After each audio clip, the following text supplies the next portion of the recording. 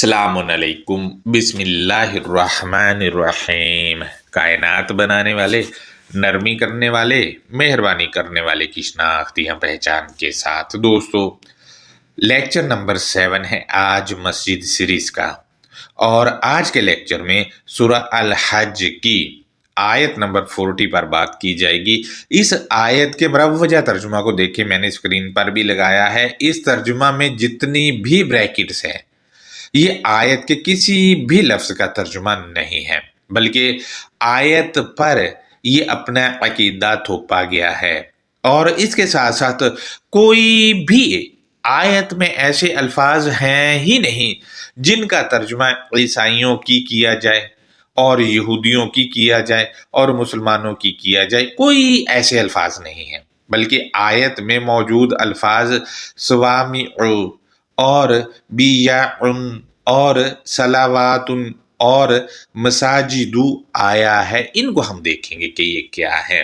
लिहाजा तर्जुमा को देखें, मैं पढ़ भी देता हूँ। इसमें लिखा है कि वो लोग जो अपने घरों से नाहक निकाले गए, ब्रैकेट में लिखा है इनका कसूर ना था सिवाय इसके कि वो कहते कि हमारा रब अल्लाह है। अब यहाँ रब का तर्जुमा नहीं किया गया है और अल्लाह का तर्जुमा भी होना चाहिए। और अगर अल्लाह लोगों को इनके बाद को बाद के जरिए हटाना ना होता तो ईसाइयों की खानकाहें, ईसाइयों की ब्रैकेट में लिखा है, और गिरजे और यहूदियों की इबादत गाहें और मुसलमानों की मस्जिदें। अब यहूदियों की और मुसलमानों की ये दोनों ब्रैकेट में लिखा है, ये आयत के किसी भी अल्फाज का तर्जुमा नहीं है। यहाँ जो लिखा है ये भी लिखा है कि जिनमें अल्लाह के नाम का बहुत ज्यादा जिक्र किया जाता है। लिहाजा यहाँ जो सलावात उनका तर्जुमा कर दिया गया है, गिरजे कर दिया गया है, यानी ईसाइयों की इबादत गाहें, ये तर्जुमा किया गया है। जबकि यही लफ्ज सेम हरकत के साथ, ये लफ्ज सेम हरकत के साथ सूरह अल बकरा की आयत नंबर 157 में आए तो वहां ये तर्जुमा देखें, अनायतें किया हुआ इन्होंने। चूंकि यहाँ पर शुरू में दो अल्फाज थे स्वामी और बियाउन आए हैं, ये इसम मकान लिया गया है इनको, और सलावात उनको इन्हीं के चक्कर में इन्होंने वो इमारत बना दिया। भाई अगर यहाँ इसम मकान है लिया है तो वहां भी लेना, सूरह 2 की आयत नंबर 157 में, वहां क्यों नहीं ले रहे। कहने का मकसद ये है कि हर तरफ अपने अकायद थोपने के लिए ऐसा इन लोगों को करना पड़ा है। मजीद तराजम को देखें तो इसमें लिखा है कि वो लोग जो अपने घरों से ना हक निकाले गए। अब ना हक निकाले जाने वाले लोग कौन हैं? अब आप इसको देखें, पिछली वाली आयत को तो पता चल जाएगा। मजीद ये तर्जुमा जो है इस पर गौर करें तो ना तो ईसाइयों के चर्चों में और ना यहूदियों की खानकाहों में और ना ही मुसलमानों की मसाजिद में अल्लाह के नाम का जिक्र किया जाता है, बल्कि मुसलमानों की मसाजिद में तो मसाजिद वाले अपने बाबों और बुजुर्गों और बुजुर्ग हस्तियों और नबी अलैहिस्सलाम और सहाबा के किस्से जो कि तारीखी किताबों से और हदीस की किताबों से लिए जाते हैं, इसके साथ साथ पीरों की करामात और अपने फिरके के बानियों के वाकयात भी सुनाए जाते हैं। जबकि तर्जुमा में लिखा है कि ईसाइयों की खानकाहें। अगर लफ्ज ईसाई को देखा जाए तो ईसा को मानने वालों को ईसाई कहा जाता है, जबकि जो मुसलमान हमारे भाई हैं ये भी ईसाई ही हैं, क्योंकि ये भी ईसा सलामुन अलैहि को मानते हैं। लिहाजा आयत का ये खिताब तो इनके लिए भी है कि ईसाई कैटेगरी में ये भी शामिल हैं, क्योंकि ईसा को ये भी मानते हैं। लिहाजा कहते हैं कि अगर मुरव्वजा अकीदा के क्रिश्चियन ईसाई हैं, इस नजर से देखें तो क्रिश्चियनिटी में भी फिरके हैं और हर फिरका अपने चर्च में अपनी महान हस्तियों के गुण गाता नजर आता है। क्रिश्चियन जिस हस्ती को मानते हैं उसको वो अल्लाह नहीं कहते, बल्कि خدا کہتے ہیں۔ اب اس کو مد نظر رکھ کر دیکھیں تو کرسچن تو اپنی خانقاہوں میں اللہ کا نام لیتے ہی نہیں بلکہ خدا کا نام لیتے ہیں، کیونکہ خدا کو مانتے ہیں، خدا کو مانتے ہیں۔ ان کی کتاب جو ہے بائبل، اس میں بھی اللہ لفظ نہیں ہے آیا، خدا خدا خدا آیا ہے ان کے پکارنے کے لیے۔ مزید ہم آگے بڑھتے ہیں۔ اسی طرح یہودی اپنی عبادت گاہوں میں یہوہ کو اور اپنی مہان ہستیوں کو پکارتے ہیں۔ ان کا اللہ نہیں بلکہ یہوہ ہے، لہذا اللہ کا ذکر وہ بھی اپنی عبادت گاہوں میں یہ نہیں کرتے کیونکہ یہوہ کو یہ مانتے ہیں۔ اگر ان تمام پہلوؤں کو دیکھا جائے تو ایسے ترجمہ کو پڑھ کر سب جھوٹ لگ رہا ہے جو ترجمہ میں لکھا ہے، سب جھوٹ لگ رہا ہے۔ یہ بات میں مروجہ تراجم اور مروجہ عقائد کو مد نظر رکھ کر آپ دوستوں سے شیئر کر رہا ہوں۔ مزید ہم مروجہ ترجمہ کو دیکھتے ہیں تو لکھا ہے اور یہ عبادت گاہیں ضرور مسمار کر دی جاتی۔ دوستو اس کو ہم دیکھیں تو قرآن مجید میں ہی کہا گیا ہے ان کے تراجم میں کہ کسی کے خدا کو برا نہ کہو، لیکن یہاں ان کی عبادت گاہیں گرانے کا اعلان کیا جا رہا ہے کہ اگر دور نہ ہٹاتے تو یہ گرا دیا جاتا ہے۔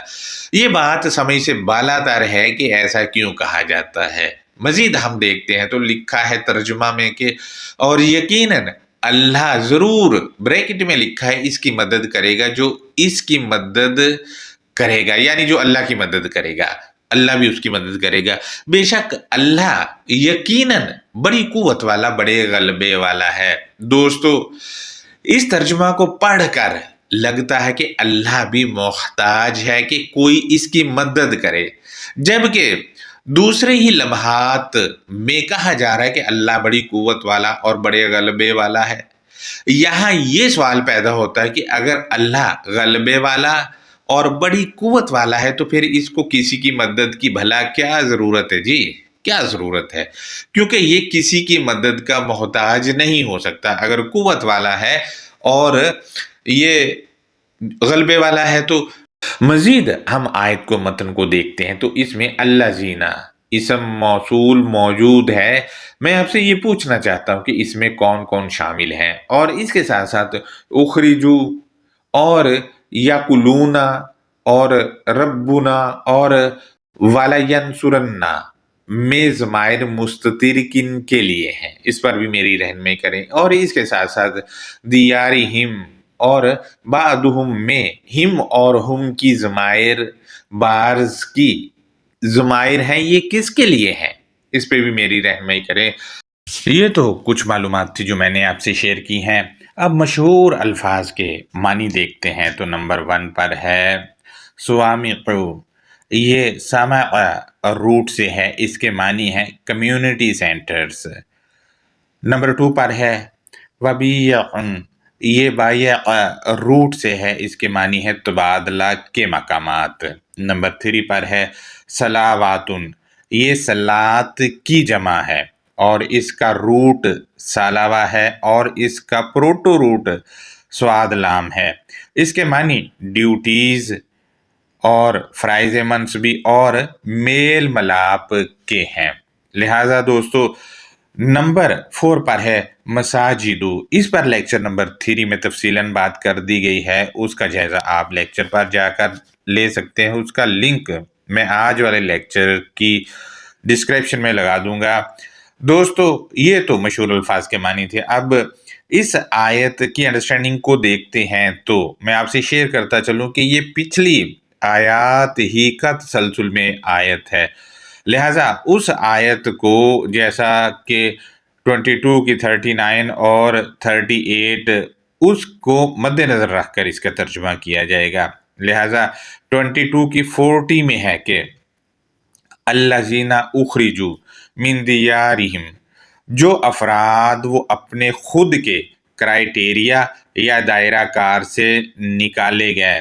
دوستو افراد نے اپنا خود کا کرائیٹیریا دائرہ کار بنایا ہوا ہوتا ہے، اس سے وہ نکالے گئے۔ اب یہ کیسے نکالے گئے وہ آیت کے اگلے فریز میں بتایا گیا، یہ کہہ کر کے بغیر حق، حقیقت کی غیر موجودگی کے ساتھ، یعنی حقیقت موجود نہیں تھی، اس کے ساتھ اپنے کرائیٹیریا سے نکالے گئے یہ افراد۔ مزید جب یہ ان کا جو کرائیٹیریا تھا اس سے نکالے گئے، ظاہر ہے ان کا کرائیٹیریا کیا تھا وہ اگلے فریز سے پتہ چل جائے گا، کیونکہ اس کا اپوزٹ لیں گے۔ تو انہوں نے کیا کہا وہ بتایا گیا ہے، اللہ ان یقولوا ربنا اللہ، مگر یہ کہ وہ بتاتے ہیں کہ ہمارا خود کا پالنے والا، کائنات بنانے والا ہے۔ اب دیکھیں ان کا جو اپنا کرائیٹیریا تھا، جب اس سے نکلے، اگر اس میں رہتے تو تب انہوں نے یہ نہیں کہنا تھا کہ اللہ ان یقولوا ربنا اللہ، یہ نہیں کہنا تھا۔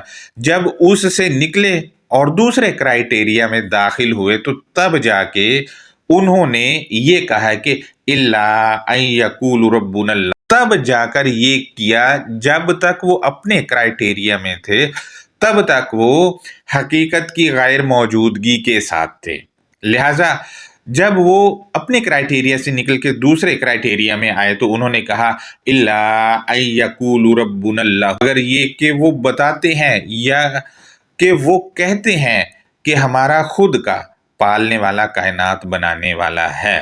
دوستو اب پالنے والا جو ہے وہ کیسے پالے گا وہ آگے جا کے بتایا گیا ہے۔ مزید اس سے اگلے والے فریز میں کچھ بتایا گیا، وہ میں آپ سے شیئر کرتا چلوں۔ پہلے وَلَوْلَا دَفْعُ اللَّهِ النَّاسَ، اور اگر کائنات کو بنانے والے کا خاص لگاؤ رکھنے والے افراد کو دور دھکیلنا نہ ہوتا۔ اب دیکھیں دور دھکیل رہا ہے کائنات کا بنانے والا، جو اس سے لگاؤ رکھتے ہیں، تو اگر دور نہ دھکیلتا تو کیا ہوتا وہ اگلے فریز میں بتایا گیا، یہ کہہ کر کہ بعضهم ببعض لہدمت، ان دائرہ کار سے نکالے جانے والے افراد کے کچھ افراد کو کچھ افراد کے ساتھ یہ دور دھکیلا ہے کائنات بنانے والے نے۔ جب کچھ افراد کو کچھ افراد سے دور دھکیلا تو کیا ہوا، نہ دھکیلتا تو کیا ہوتا، اگر تو نہ دھکیلتا تو نقصان ہوتا، اب دور دھکیلا ہے تو کیا ہوا وہ بتایا گیا ہے، لہدمت، تو یقیناً رائگاں یا بیکار کر دیا جاتا۔ اگر دور نہ دھکیلتا تو رائگاں اور بیکار کر دیا جاتا، اب دور دھکیلا ہے تو رائگاں اور بیکار نہیں ہوا۔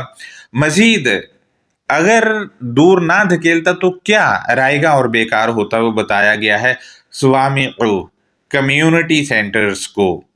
دوستو کمیونٹی سینٹرز وہ نہیں ہے الکتاب المبین کے جو ہمارے ارد گرد جن کو کہا جاتا ہے، بلکہ یہاں الکتاب المبین کے مطابق وہ مقامات ہے جہاں مدد کی جائے یا لوگ ملیں مدد حاصل کرنے کو، اور علمی طور پر جو مدد حاصل کرنی ہے وہ کتاب پہ ہی آیا جائے گا چاہے کوئی بھی ہو، لہٰذا یہ ایک کمیونٹی سینٹرز ہی ہے ہمارے لیے الکتاب جو ہے۔ مزید پوائنٹ نمبر 2 ہے